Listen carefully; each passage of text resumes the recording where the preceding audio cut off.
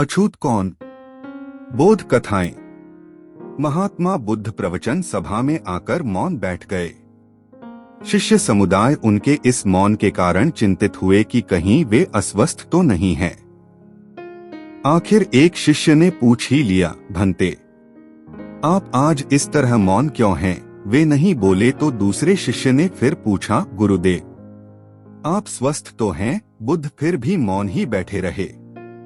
इतने में बाहर से एक व्यक्ति ने जोर से पूछा, आज आपने मुझे धर्मसभा में आने की अनुमति क्यों नहीं दी? बुद्ध ने कोई उत्तर नहीं दिया और आंखें बंद कर ध्यानमग्न हो गए। वह बाहर खड़ा व्यक्ति और जोर से बोला, मुझे धर्मसभा में क्यों नहीं आने दिया जा रहा है? धर्मसभा में बैठे बुद्ध के शिष्यों में से एक ने उसका समर्थन करते हुए कहा, भंते, उसे धर्मसभा में आने की अनुमति प्रदान कीजिए। महात्मा बुद्ध ने आंखें खोलीं और बोले, नहीं, उसे अनुमति नहीं दी जा सकती है क्योंकि वह अछूत है। अछूत? मगर क्यों? सारे शिष्य सुनकर आश्चर्य में पड़ गए कि भंते यह छुआछूत कब से मानने लग गए। महात्मा बुद्ध ने शिष्य समुदाय के मन के भावों को ताड़ते हुए कहा, हाँ, वह अछूत है। वह आज अपनी पत्नी से लड़कर आया है। क्रोध से जीवन की शांति भंग होती है। क्रोधी व्यक्ति मानसिक हिंसा करता है। इस क्रोध के कारण ही शारीरिक हिंसा होती है। क्रोध करने वाला अछूत होता है क्योंकि उसकी विचार तरंगे दूसरों को भी प्रभावित करती हैं। उसे आज धर्मसभा से बाहर ही रहना चाहिए। उसे वहां खड़े रहकर पश्चाताप की अग्नि में तप कर शुद्ध होना चाहिए। शिष्यगण समझ गए कि अस्पृश्यता क्या है और अछूत कौन है। उस व्यक्ति को भी बहुत पश्चाताप हुआ। उसने कभी भी क्रोध न करने का प्रण लिया। बुद्ध ने उसे धर्मसभा में आने की अनुमति प्रदान की। बुद्ध ने कहा, सबका हित करो। एक दिन एक व्यक्ति बुद्ध के पास पहुंचा। वह बहुत अधिक तनाव में था। अनेक प्रश्न उसके दिमाग में घूम घूम कर उसे परेशान कर रहे थे, जैसे आत्मा क्या है?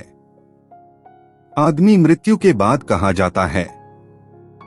सृष्टि का निर्माता कौन है? स्वर्गनरक की अवधारणा कहाँ तक सच है और ईश्वर है या नहीं? उसे इन प्रश्नों के उत्तर नहीं मिल रहे थे।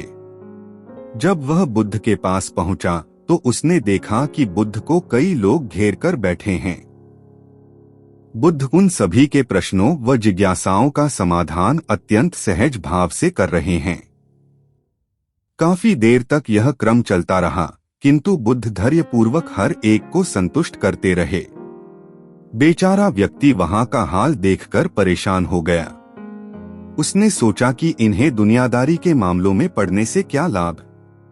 अपना भगवत भजन करें और बुनियादी समस्याओं से ग्रस्त इन लोगों को भगाएं। किंतु बुद्ध का व्यवहार देखकर तो ऐसा लग रहा था मानो इन लोगों का दुहक उनका अपना दुहक है।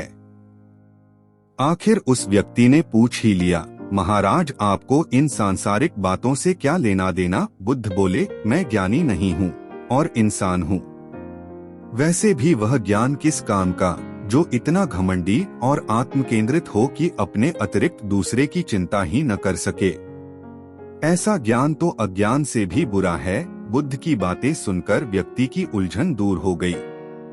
उस दिन से उसकी सोच व आचरण दोनों बदल गए। कथा का सार यह है कि ज्ञान तभी सार्थक होता है जब वह लोक कल्याण में संलग्न हो।